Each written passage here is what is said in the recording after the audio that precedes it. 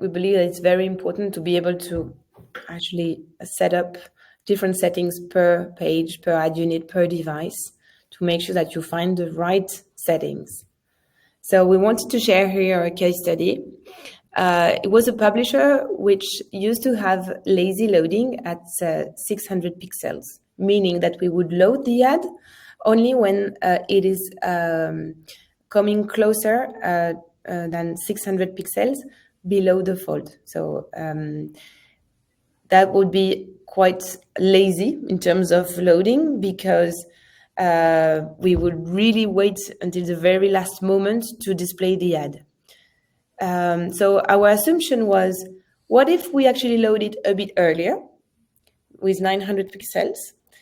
And what happened is that we did an A/B testing. So our A/B testing technology enables to give to this test group the percentage of traffic we want. Maybe 20%, maybe 50%, we don't care. And on this test group, what we did was the 900 pixels lazy load. And quite predictably, the number of impressions have increased by 5.15%, which is quite a lot. We know that the viewability would be impacted and has been impacted because, of course, it means that we load the ad faster, but not all the end users are going to scroll down. So we have lost a little bit of viewability. It's not a big deal because we are still above those 70% that we were talking about.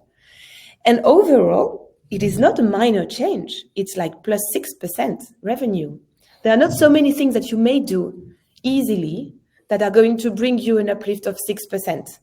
Yeah. So this has been done on a few ad units on mobile, but if you do it across the board, on all your devices, all your ad units, and you are able to A/B test and find what is the best lazy loading settings, that's a lot of revenue.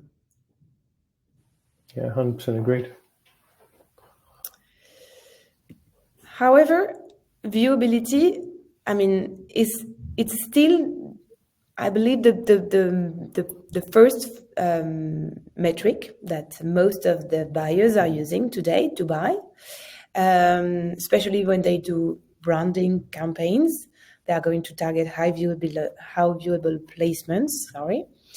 Low funnel buyers like retargeters, they may be buying more based on the CTR, but viewability remains like the top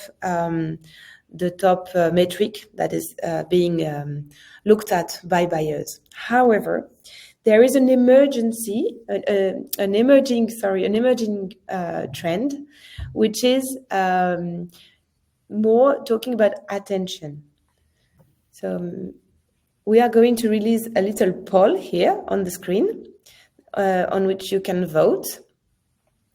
And you can tell us whether it's you have heard about viewability already or not. So which metrics, aside the RPM, do you use to evaluate the effectiveness of your ad strategy?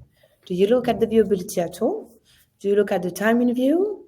Do you look at attention, at other attention metrics? So feel free to submit your vote now on the screen.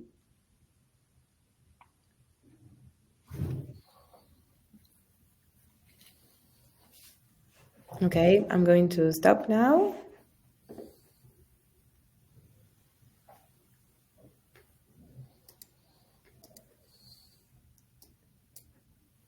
Are we able to display the results of the poll? No, we are not.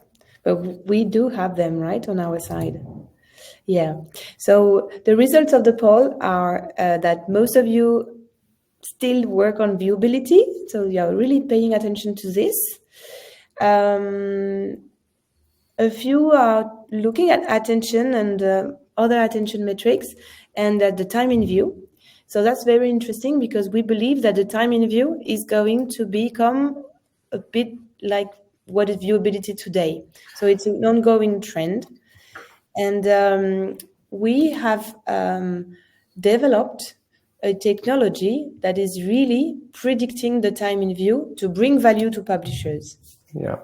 So going back to that poll, there are lots of people talking about various types of attention metrics.